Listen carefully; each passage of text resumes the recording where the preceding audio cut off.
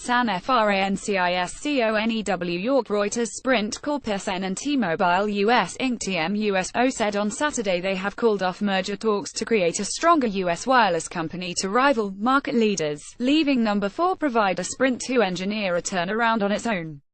The announcement marks the latest failed attempt to combine the third and fourth largest U.S. wireless carriers, as Sprint parent SoftBank Group Corp. 9984, T and T-Mobile parent Deutsche Telekom AG DTEGN. Show unwillingness to part with too much of their prized U.S. telecom assets. A combined company would have had more than 130 million U.S. subscribers, behind Verizon Communications Inc. VZN and AT Inc. TN. The failed merger could also help keep wireless prices low, as all 4 providers have been heavily discounting their cell phone plans in a battle for consumers. Consumers are better off without the merger because Sprint and T-Mobile will continue to compete fiercely for budget-conscious customers, said Eric Gordon, a Ross School of Business professor at the University of Michigan. The company's unusual step of making a joint announcement on the cancelled negotiations could indicate they still recognize the merits of a merger, keeping the door open for potential future talks. Sprint and T-Mobile said they ended talks because the companies were unable to find mutually agreeable terms. John Legere, chief executive of T-Mobile, said in the statement that the prospect of combining with Sprint was compelling, but we have been clear all along that a deal with anyone will have to result in superior long-term value for T-Mobile's shareholders compared to our outstanding standalone performance and track record. Sprint CEO Marcelo Claure said that even though the companies could not reach a deal, we certainly recognize the benefits of scale through a potential combination. Claure also said Sprint has agreed it is best to move forward on its own with its assets, including our rich spectrum holdings, and are accelerating significant investments in our network to ensure our continued growth. Sprint's road-ahead failure to clinch an agreement that leaves SoftBank CEO Masayoshi Son, a dealmaker who raised close to $100 billion for his Vision Fund to invest in technology companies, needing to find another option for Sprint.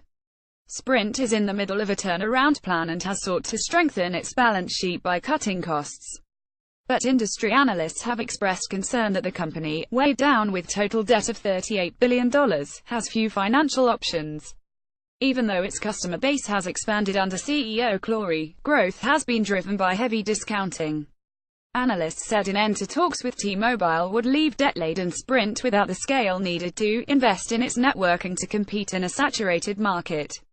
Smartphones with the logos of T-Mobile and Sprint are seen in front of a SoftBank logo in this illustration taken September 19, 2017.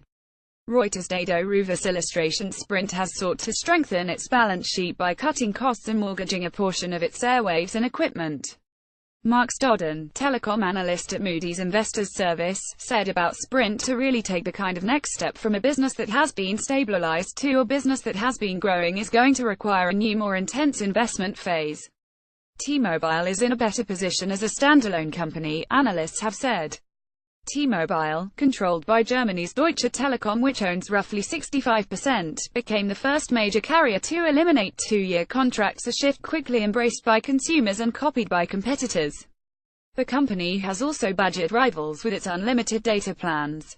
Deutsche Telekom CEO Tim Hodges said in a statement on Saturday that T-Mobile has a strong basis for growth in the upcoming years. Months of talks. Both companies had expressed interest in a tie-up this year.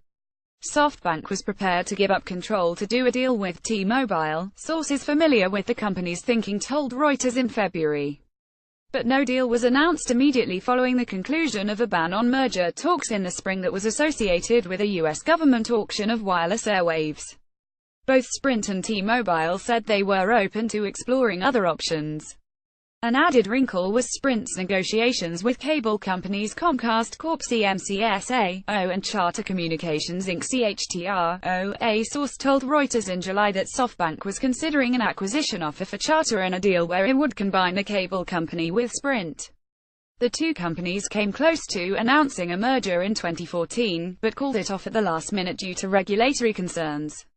Industry executives have said a combined Sprint-Mobile entity would have the scale, network and enhanced portfolio of wireless airwaves and a better chance to develop 5G, the next generation of wireless technology.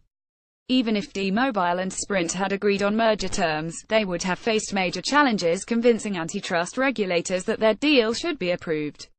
This is good news for consumers. A potential merger by T-Mobile and Sprint could have raised serious antitrust issues, Senator Amy Klobuchar of Minnesota said in a statement.